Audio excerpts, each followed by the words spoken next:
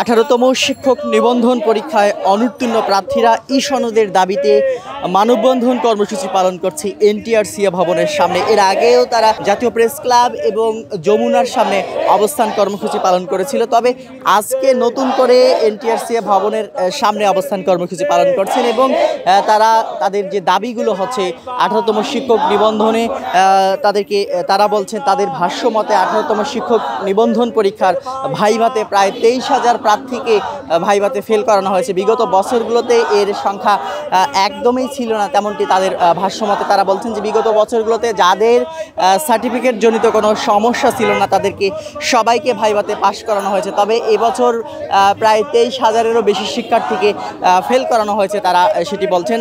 তারা বলছেন যে যাদের নতুন করে সার্টিফিকেট জনিত কোনো সমস্যা নেই তাদেরকে পাশ করিয়ে দিয়ে সনদ দিতে হবে। মূলত তারা সনদের দাবিতেই এই অবস্থান কর্মসূচি পালন করছেন, তেমনটি কিন্তু আমরা দেখতে পাচ্ছি। এবং তারা এই দাবির সঙ্গে আরও একটি দাবি তুলেছেন, এনটিআরসি এর চেয়ারম্যান মোহাম্মদ মফিজুর রহমানের পদত্যাগের দাবিতেও কিন্তু তারা এখানে দাঁড়িয়েছেন এবং তাদের এনটিআরসি এর চেয়ারম্যানের পদত্যাগ চাচ্ছেন, তেমনটি কিন্তু আমরা জানতে পারছি। যে সকল শিক্ষার্থী এনটিআরসি এর শিক্ষার্থীবৃন্দ যারা 18তম শিক্ষক নিবন্ধন পরীক্ষায় ভাইভা পর্যন্ত গিয়েছিল এবং ভাইভাতে যারা বাদ পড়েছে মূলত তারাই এই আন্দোলন কর্মসূচি পালন করছেন। মূলত আমরা জানতে চাইবো তাদের কাছে কি দাবিতে এখনও তারা আন্দোলন করছে এবং কেন তারা ভাইভাতে বাদ পড়লো।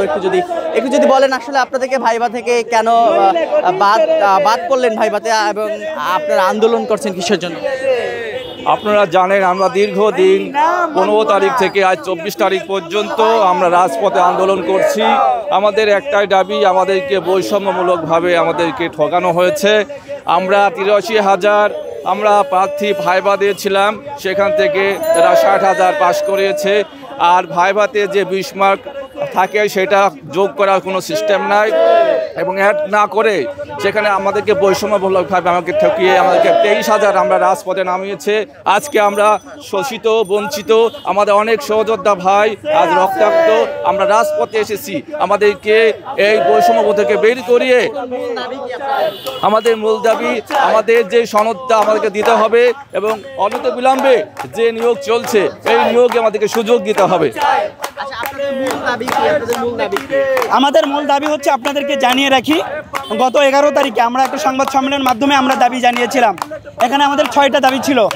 প্রথমত দাবি ছিল যে আমাদেরকে ভাইবার নামে 3 মিনিটের একটা ভাইবা নেওয়া হয়েছে, যে ভাইবার রেজাল্ট রিটার্নের সাথে যুক্ত হয়নি, সনদের সাথে যুক্ত হয়নি, শুধুমাত্র রিটার্নের যে রেজাল্টটা সেটা সনদে যুক্ত হয়েছে, এখানে ভাইবার রেজাল্টটা যুক্ত হয়নি।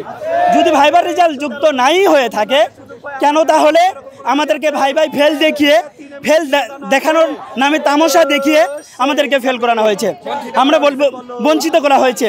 তারই পরিপ্রেক্ষিতে আমরা 15 তারিখ থেকে আমরা মানববন্ধন করেছিলাম এবং অবস্থান কর্মসূচি পালন করেছিলাম। আমরা বলেছিলাম যে আমাদের প্রায় 21,688 জনকে যেভাবে কি প্রহসনের ভাইবার নামে আমাদেরকে বঞ্চিত করা হয়েছে, সবাইকে কি করা হোক, সনদ প্রদান করা হোক, পাশাপাশি এই যে 60,000কে পাস দেওয়া হয়েছে তাদের সাথে সংযুক্ত করা হোক। এই প্রথমে একটা দাবি ছিল। এখন আমাদের দাবি হলো যে আমাদেরকে অবশ্যই আমাদেরকে সনদ প্রদান করবে এবং আমাদেরকে চাকরি দেওয়া নিশ্চিত করবে।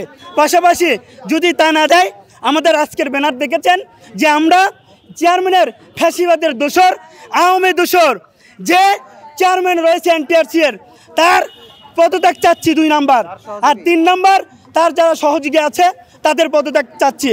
পাশাপাশি ঊর্ধ্বতন যারা আছেন, শুধু এনটিআরসির কর্তৃপক্ষ নয় এবং সচিবালয় নয় এবং যমুনাতে আমরা গিয়েছিলাম, আমাদেরকে আশ্বস্ত করেছিলেন, কিন্তু আমরা দেখলাম আশ্বস্ত নামে আমাদেরকে কি করা হলো,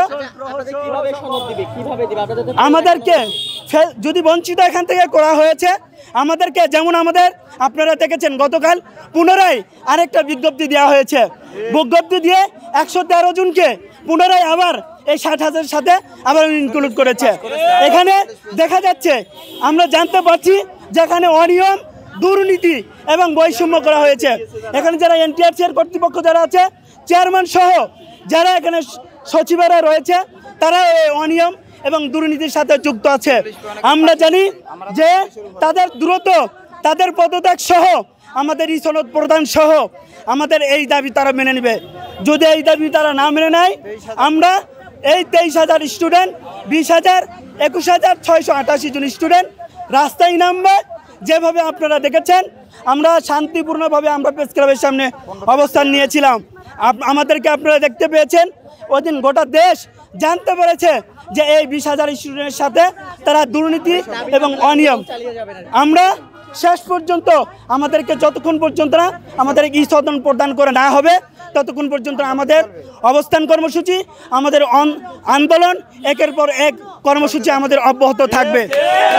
যেমনটি দেখাচ্ছিলাম, এনটিআরসিএ ভবনের সামনে কিন্তু তারা এই মুহূর্তে মানববন্ধন করছেন এবং আপনাদেরকে সেটি দেখাচ্ছিলাম যে 18তম শিক্ষক নিবন্ধন পরীক্ষায় যারা অনুত্তীর্ণ হয়েছেন এবং যারা ভাইভাতে ফেল করেছেন, তারাই মূলত ই সনদের দাবিতে এখানে অবস্থান কর্মসূচি পালন করছেন।